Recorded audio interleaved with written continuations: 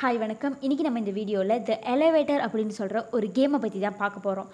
இந்த கேம் நம்ம ஃபோனில் விளையாடுற மாதிரியான சாதாரண கேமாக இல்லாமல் இது ஒரு ரியல் கேம். அதுக்கு முன்னாடி இந்த வீடியோ நீங்கள் ஏற்கனவே போட்டிங்களே, ஏன் திரும்பியும் போடுறீங்க, இந்த வீடியோ நாங்கள் ஏற்கனவே பார்த்துட்டுமே எப்படின்னு சொல்லாதீங்க. பிகாஸ் நான் ஏற்கனவே சொல்லியிருந்த மாதிரி நம்மளுக்கு முன்ன அதிகமான சப்ஸ்கிரைபர் இல்லாத காரணத்தினால, இந்த வீடியோவை ரொம்ப மாதத்துக்கு முன்னாடி போட்ட காரணத்தினால, அந்த நேரத்தில் நிறைய பேர் பார்க்காத காரணத்தினால, அதே நேரத்தில் அந்த வீடியோ அவ்வளோ குவாலிட்டியாக இல்லாத காரணத்தினால, இப்படி நிறைய காரணங்களுக்காக இந்த வீடியோ நம்ம ரீக்ரியேட் பண்ணுறோம். ஸோ அதனாலேயே மேபி த எலிவேட்டர் கேம் அப்படின்னு சொல்கிற இந்த வீடியோவை நீங்கள் ஃபர்ஸ்ட் டைம் பார்க்குறதுக்கு வாய்ப்பு இருக்குது, இல்லை செகண்ட் டைம் பார்க்குறதுக்கும் வாய்ப்பு இருக்குது. அப்படி நீங்கள் ஃபர்ஸ்ட் டைம் பார்க்குறீங்கன்னா உங்களுக்கு பிடிக்கும் நான் நம்புகிறேன். அப்படி நீங்கள் செகண்ட் டைம் பார்க்குறீங்கன்னா எனக்காக சரி பரவாயில்ல அப்படின்னு சொல்லிட்டு பார்த்துட்டு போங்களேன். ரீசெண்ட் டைமில் நம்மளோட இன்ஸ்டாகிராமில் ஒருத்தவங்க வந்து எலிசா லேம்பை பற்றி ஒரு வீடியோ போடுங்க அப்படின்னு சொல்லி கேட்டிருந்தாங்க. ஸோ எலிசா லேம்புடைய கதை என்ன அப்படின்னு பார்த்தீங்கன்னா, அவங்க ஒரு எலிவேட்டருக்குள்ளே போயிட்டு திடீர்னு காணா போன கதையாக இருக்கும். ஸோ அதை பற்றி கதை போடுங்க அப்படின்னு சொல்லியிருந்தப்ப, ஸோ எலிசா லேம்போடைய கதையை சொல்கிறதுக்கு முன்னாடி அதை சம்மந்தப்படுத்தின ஏதாச்சும் ஒரு கதையை சொல்லுவோம் இப்படின்றதுக்காக தான் இந்த வீடியோவை நான் ரீக்ரியேட் பண்ணலான்னு சூஸ் பண்ணியிருக்கேன். எலிசா லேம்ப் காணா போன அந்த நேரத்தில் அவங்க இந்த எலிவேட்டர் கேம் தான் விளாண்டுக்கிட்டு இருந்தாங்க, அதனால தான் காணா போயிட்டாங்க அப்படின்ற மாதிரி ஒரு கருத்து இருந்தாலும், அதுக்கப்புறம் இவங்களுடைய கேஸை ஃபுல்லாக சால்வ் பண்ணிட்டாங்க. பட் எப்படி சால்வ் பண்ணாங்க அப்படின்றதெல்லாம் நம்ம யோசிக்கிறதுக்கு முன்னாடி, இந்த எலிவேட்டர் கேம்னா என்ன, அதை விளையாண்டா எப்படி காணா போயிருப்பாங்க இப்படின்ற டவுட் நம்மளுக்குலாம் கண்டிப்பாக இருக்கும் இல்லையா?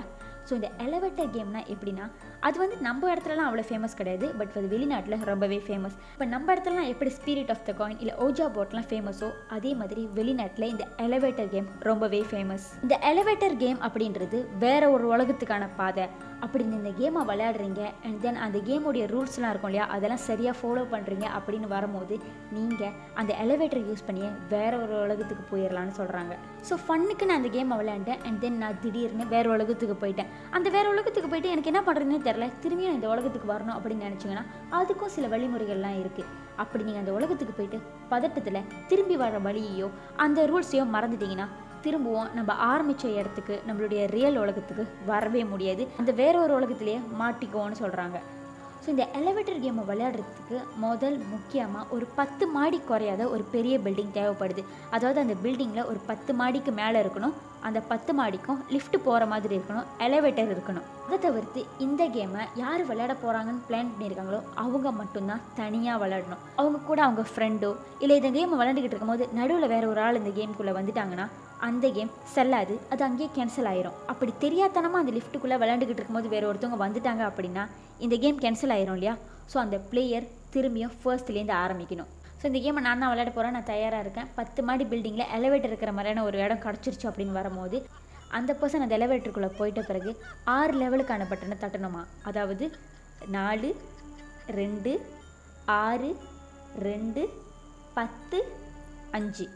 ஸோ இந்த ஒவ்வொரு லெவலில் நிற்கிற மாதிரியான உள்ளே போன உடனே இந்த 6 லெவலுக்கான பட்டனையும் தட்டிட்டு அவங்க வெயிட் பண்ண ஆரம்பிச்சிடணும். ஸோ ஒவ்வொரு லெவலுக்கான பட்டனை தட்டினதுக்கப்புறம் எலிவேட்டர் மூடிடும், அந்த கேம் ஸ்டார்ட் ஆயிரும் இல்லையா? ஸோ ஒவ்வொரு லெவல்லையும் அந்த எலிவேட்டர் நிற்கும் போது கதவு ஓப்பன் ஆகும். பட் உள்ளே இருக்கிற நீங்கள் வெளியோ இல்லை வெளியே இருக்கிற யாரும் உள்ளேயோ வரக்கூடாது. இந்த மாதிரி அந்த 6 லெவலும் முடியும். அப்படி ஜஸ்ட் இன்கேஸ் தெரியாமல் யாராச்சும் வெளியே இருந்து உள்ளே வந்துட்டாலோ இல்லை நீங்களே ஏதாச்சும் ஒரு தவிர்க்க முடியாத காரணத்தினால வெளியே போயிட்டாலோ இந்த கேம் அங்கேயே ஸ்டாப் ஆயிரும், அதை நீங்கள் கண்டினியூ பண்ண முடியாது. ஸோ இந்த ரூல்ஸ் படி சரியாக நீங்கள் எங்கேயுமே வெளியாகாமல் உள்ளேயும் யாரும் வராமல் இந்த கேம் போய்கிட்டே இருக்கும் போது கடைசியாக 5வது லெவலில் நிற்கும் போது வெளியே இருந்து ஒரு பர்சன் இந்த எலிவேட்டருக்குள்ளே ஏறுவாங்களாம். அவங்க மனுஷால் மாதிரி இருப்பாங்களாம், ஆனால் மனுஷால் கிடையாது. அந்த மனுஷ மாதிரி இருக்கிற ஒரு உணர்வு இந்த லிஃப்ட்டுக்குள்ளே ஏறின பிறகு நீங்கள் அங்கே மாதிரி ஒரு ஆள் இருக்கிறதே கண்டுக்காமல் நீங்கள் உங்கள் வேலையை மட்டும்தான் பார்க்கணும். அந்த லிஃப்ட்டு கதவு சாத்தின பிறகு 1வது லெவலுக்கான பட்டனை தட்டிட்டு நீங்கள் உங்கள் வேலையை பார்க்க ஆரம்பிச்சிடணும். அவங்கள பார்க்குறதோ அவங்கக்கிட்ட பேச ட்ரை பண்ணுறதோ அவங்கள தொட ட்ரை பண்ணுறதோ இப்படி எந்த தேவையில்லாத வேலையும் செய்யக்கூடாது. ஸோ இப்படி செஞ்சுக்கிட்டு இருக்கும்போது இப்போ தான் இந்த கேம்லேயே ரொம்ப முக்கியமான பார்ட். 5வது மாடியிலேருந்து 1வது லெவலுக்கு தட்டின இந்த எலிவேட்டர் கீழே இறங்காதான், பட் மேலே ஏற ஆரம்பிச்சிடும். கீழே தட்டின எலிவேட்டர் மேலே போக ஆரம்பித்தோன்னே தெரிஞ்சிருச்சு நீங்கள் அந்த கேமுக்குள்ளே வந்துட்டீங்கன்னு சொல்லி. ஸோ இந்த இடத்துல கூட இந்த கேம்லேருந்து வெளியாகிறதுக்கு ஒரு சின்ன வாய்ப்பு இருக்குது. அது என்ன வாய்ப்புனா, இது 5வது மாடியிலேருந்து மேலே ஏறுறதுக்குள்ளே, அதாவது 9வது மாடியை தாண்டறதுக்குள்ளே 5லேருந்து 9க்குள்ளே ஏதாச்சும் ஒரு பட்டனை தட்டி அந்த எலிவேட்டரை திறக்க வச்சிடணும். அப்படி அந்த எலிவேட்டர் 5லேருந்து 9க்குள்ளே ஏதாச்சும் ஒரு கேப்பில் திறந்துருச்சு அப்படின்னா நீங்கள் தப்பிச்சிடலாம், அந்த கேம் அங்கேயே ஸ்டாப் ஆயிரும். ஆனால் அப்படி அந்த எலிவேட்டர் 9வது மாடியை தாண்டிருச்சுன்னா அதுக்கப்புறம் வேறு எதுவுமே பண்ண முடியாதுன்னு சொல்கிறாங்க. நீங்கள் வேறு ஒரு உலகத்துக்கு போயிட்டீங்கன்னு உங்களுக்கு எப்போ தெரிய வரும் அப்படின்னு பார்த்தீங்கன்னா, மேலே ஏறின லிஃப்ட்டு ஏதாவது ஒரு மாடியில் தன்னால் திறக்குமா. திறக்கிற அந்த மாடியில் யாருமே இருக்க மாட்டாங்களாம். அந்த மாடி காலியாக இருக்கும். உங்கள் கூட அதுக்கு முன்னாடி ஒரு மனுஷால் மாதிரி ஒரு ஆள் ட்ராவல் பண்ணியிருந்தாங்க இல்லையா, அவங்க கூட இருக்க மாட்டாங்க. பிகாஸ் அவங்க மனுஷனே கிடையாது. நான் வேறு ஒரு உலகத்துக்கு போயிடுவோம் அப்படின்னு சொல்லும் போது அந்த உலகம் வேறு மாதிரி வித்தியாசமாக இருக்கும்லாம் நம்ம எக்ஸ்பெக்ட் பண்ண முடியாது. இப்போ நம்ம எப்படி இருக்கோமோ அந்த மாடி எப்படி இருக்கோ அதே மாதிரி தான் இருக்குமா. பட் அந்த மாடியில் யாருமே இருக்க மாட்டாங்களாம், எதுவுமே இருக்காதான். அந்த மாடியில் முக்கியமாக கரண்ட்டோ சிக்னலோ இருக்கவே இருக்காதுன்னு சொல்கிறாங்க. ஸோ அந்த லிஃப்ட்டு போய் மேலே திறக்கும் போது அந்த இடத்துல யாருமே இல்லை. முக்கியமாக அங்கே கரண்ட்டோ லைனோ இல்லைனாலே தெரிஞ்சுக்க வேண்டியதான் நம்ம அதே இடத்துல தான் இருக்கோம். பட் அது வேறு உலகத்தில் இருக்கிற இந்த இடம் இப்படின்ற மாதிரி. ஜஸ்ட் இன்கேஸ் அந்த 5வது மாடியில் ஒரு மனுஷால் மாதிரியான உருவம் ஏறினதுக்கப்புறம் நம்ம 1வது லெவல் தட்டியிருக்கோம் இல்லையா, அந்த நேரத்தில் அந்த எலிவேட்டர் கீழே இறங்கிருச்சு. மேலே போகாமல் 1வது லெவல் தட்டினதுக்கப்புறம் திரும்பியும் அது 1வது லெவலுக்கு இறங்க ஆரம்பிச்சிருச்சுன்னா அந்த கேமை நீங்கள் அதே இடத்துல முடிச்சாக வேண்டிய கட்டாயத்தில் இருக்கணும்னு சொல்கிறாங்க. அதுக்கப்புறம் அந்த கேமை கண்டினியூ பண்ண ட்ரை பண்ணுறதோ, அந்த எலிவேட்டருக்குள்ளே இருக்கிற அந்த மனுஷால் மாதிரி இருக்கிற ஒரு ஆளை திரும்பி பார்க்குறதோ அவங்கக்கிட்ட பேசுகிறதோ செய்யவே கூடாதுன்னு சொல்கிறாங்க. ஸோ அப்படி இந்த மாதிரி நடக்கும் போது அந்த உருவமே வந்து எங்கே போகிற, ஏன் இறங்குற இப்படின்னு கேட்கறதுக்கு அதிக வாய்ப்பு இருக்கான். பட் அந்த நேரத்தில் நீங்கள் யாருக்குமே பதில் சொல்ல தேவையில்ல. யாரையும் திரும்பி பார்க்காம அந்த எலிவேட்டரை விட்டு வெளியே ஏறணும். அப்படி இந்த லிஃப்ட்டு மேலே போயிடுச்சு, நீங்கள் வேறு ஒரு உலகத்துக்கு வந்துட்டீங்கன்னு ரியலைஸ் பண்ணிட்டீங்க. ஸோ அந்த லிஃப்ட்டை விட்டு வெளியே வந்து கொஞ்சம் தூரத்தில் பார்க்குறீங்க, இந்த இடத்துல எதுவுமே இல்லை. ஸோ இப்போ நான் வேறு ஒரு உலகத்தில் இருக்குன்னு உங்களுக்கு தெரிஞ்சிருச்சுன்னா நீங்கள் எங்கேருந்து வந்தீங்களோ அதே இடத்துக்கு திரும்பி போயிடணும். அதாவது அந்த லிஃப்ட்டை விட்டு ரொம்ப தூரத்துக்கு போகக்கூடாதுன்னு சொல்கிறாங்க. பிகாஸ் நீங்கள் அந்த லிஃப்ட்டை விட்டு ரொம்ப தூரத்துக்கு போகும்போது நீங்கள் எங்கேருந்து வந்தீங்கன்றதையே மறக்கிறதுக்கு அதிக வாய்ப்பு இருக்கான். சம்டைம்ஸ் அந்த லிஃப்ட் அங்கே இல்லாமல் மறைஞ்சு கூட போயிடுமா. ஃபுல்லாக எல்லாம் பார்த்தாச்சு, இப்போ நம்ம வேறு ஒரு உலகத்தில் தான் இருக்கும் போலன்னு நீங்கள் கன்ஃபார்ம் பண்ணிட்ட பிறகு அப்படி நீங்கள் திரும்பி உங்கள் உலகத்துக்கே வர போகிறீங்க, இல்லை திரும்பியும் அந்த கேமை ஸ்டாப் பண்ண போகிறீங்க அப்படின்னு நினச்சிங்கன்னா நீங்கள் எந்த லிஃப்ட்டில் ஏறினீங்களோ அதே லிஃப்ட்டுக்கு தான் திரும்பியும் வரணுமா. ஃபார் எக்ஸாம்பிள் இந்த மாதிரி பெரிய பெரிய பில்டிங்லாம் வந்து 4-5 எலிவேட்டர் இருக்கும் இல்லையா, அந்த மாதிரி இருக்கும்போது நம்ம கன்ஃபியூஸ் ஆகாமல் எந்த எலிவேட்டரில் ஏறணுமோ அதே எலிவேட்டருக்கு திரும்பி போனால் மட்டும்தான் நம்மளால் திரும்பியும் வர முடியும்னு சொல்கிறாங்க. திரும்பவும் அந்த கேம்லேருந்து தன்னுடைய சொந்த உலகத்துக்கு வர்றதுக்கு சேம் ப்ரொசீடியர் தான். லிஃப்ட்டுக்குள்ளே வந்த பிறகு அதே மாதிரி 6 லெவலுக்கான பட்டனை தட்டி அந்த 6வது லெவலுக்கான கதவு திறக்கும் போது நீங்கள் அந்த எலிவேட்டரை விட்டு வெளியே ஏறணும். கேம் விளையாண்ட நிறைய பேருக்கு அந்த கேம் விளையாண்டுட்டு வந்த பிறகும் கூட அவங்க கூட இன்னமும் இருக்கிற மாதிரியான ஃபீல் அதிகமாகவே இருக்குன்னு சொல்கிறாங்க. ஸோ இந்த எலிவேட்டர் கேமை விளையாண்டு மாட்டிக்கிட்ட ஒருத்தருடைய கதையை பற்றி சொல்லணும்னா, அவர் அந்த கேமை விளையாடக்கூட இல்லை, அவர் தெரியாமல் யதார்த்தமாக அந்த கேமுக்கான 6 டிஜிட்டை தட்டி அதே மாதிரி அந்த கேமுக்கான ப்ரொசீடியர் எல்லாமே தெரியாமல் யதார்த்தமாக நடக்கும் போது அவர் தெரியாதனமாக வேறு ஒரு உலகத்தில் மாட்டிக்கிட்டார். ஸோ இவர் வேலை செய்கிற ஆஃபீஸ் வந்து 35 லெவல் கொண்டுற ஒரு பெரிய ஆஃபீஸ், ஒரு பெரிய பில்டிங்கில் தான் இவர் வேலை செஞ்சுக்கிட்டு இருந்திருக்காரு. ஸோ அன்றைக்கி திங்கக்கிழமை ரொம்பவே பிஸியாக வேலை செஞ்சுக்கிட்டு இருக்காரு. இவருடைய ஆஃபீஸ் வந்து லெவல் 1 இருந்திருக்கு. ஸோ இவருடைய வேலை என்னென்னா, இங்கே இருக்கிற டாக்குமெண்ட் கொண்டு போய் அங்கே கொடுத்துட்டு அங்கே இருக்கிற இன்வாய்ஸ்லாம் வாங்கிட்டு வந்து இங்கே க்ளீன் பண்ணிக்கிட்டு இந்த மாதிரி தான் அவருடைய வேலை ரொம்பவே பிஸியாக இருக்குது. ஸோ அவர் ஃபர்ஸ்ட் வேலை ஆரம்பித்தோன்னு என்ன பண்ணியிருக்காருன்னா, நேராக எடுத்துக்கிட்டு 2வது லெவலுக்கு போயிட்டு அவருடைய திங்ஸை கொடுக்க போயிருக்காரு. ஸோ 2வது லெவலில் கொடுத்த இன்வாய்ஸ்லாம் எடுத்துக்கிட்டு திரும்பி 4வது லெவலுக்கு வந்திருக்காரு. 4வதுலேயும் திரும்பி 2வதுக்கு போய் கொடுத்துட்டு திரும்பியும் எடுத்துகிட்டு போயிட்டு 6வதுல கொடுத்துருக்காரு.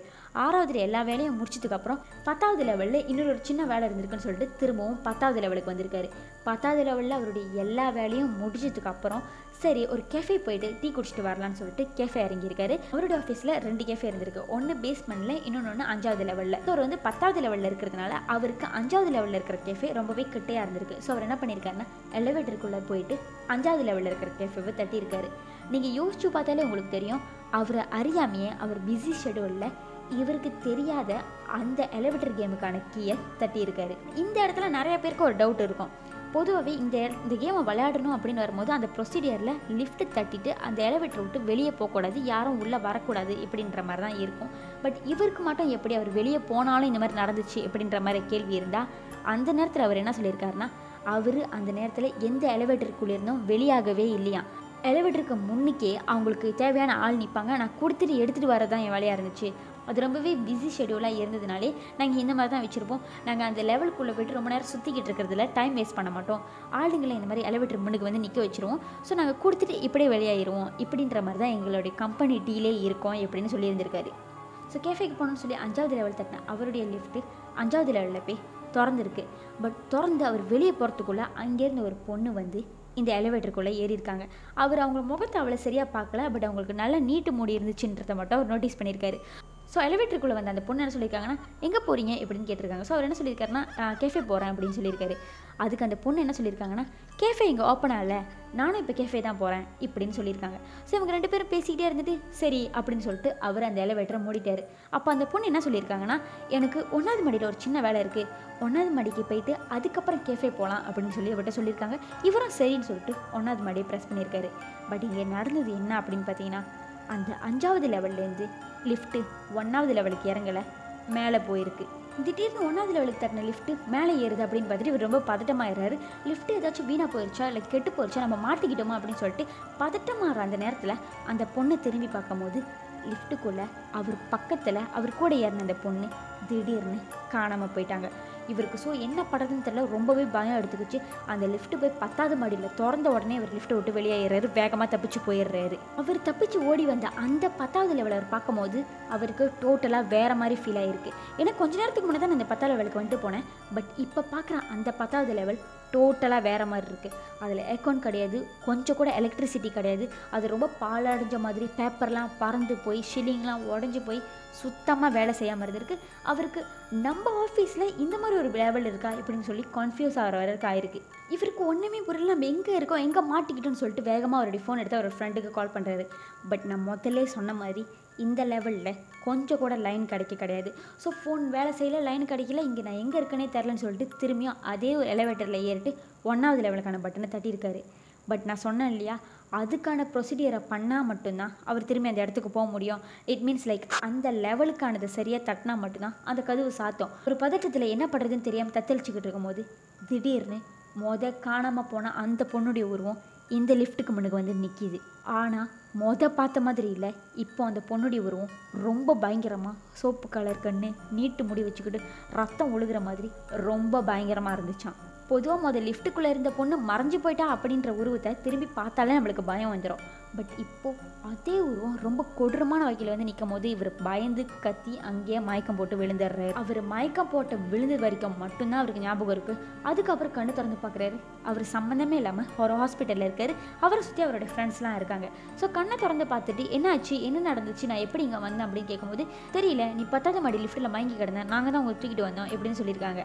அது மட்டும் இல்லாமல் நீ மயக்கம் போட்டு 3 நாள் ஆச்சு, இது 3வது நாள், இன்னைக்கு வியாழக்கிழமை, இன்னைக்கு தான் நீ மயக்கத்துலேருந்தே தெளியிறன்னு சொல்லியிருக்காங்க. ஸோ அவர் இங்கே நடந்த எல்லாத்தையும் சொல்லும் போது தான் அவர் ஃப்ரெண்ட் கேங்கில் இருக்கிற ஒருத்தருக்கு மேபி நீ உன்னையே அறியாமல் இந்த எலிவேட்டர் கேம் விளையாண்டுட்ட, இந்த 3 நாளாக நீ மயக்கத்தில் வேற ஒரு உலகத்தில் மாட்டிக்கிட்டு இருந்த, நீ இந்த மயக்கத்தை தெளிஞ்சிட்ட, உன் உலகத்துக்கு வந்துட்டேன்னு சந்தோஷப்பட்டுக்கோன்னு சொல்லியிருக்காரு.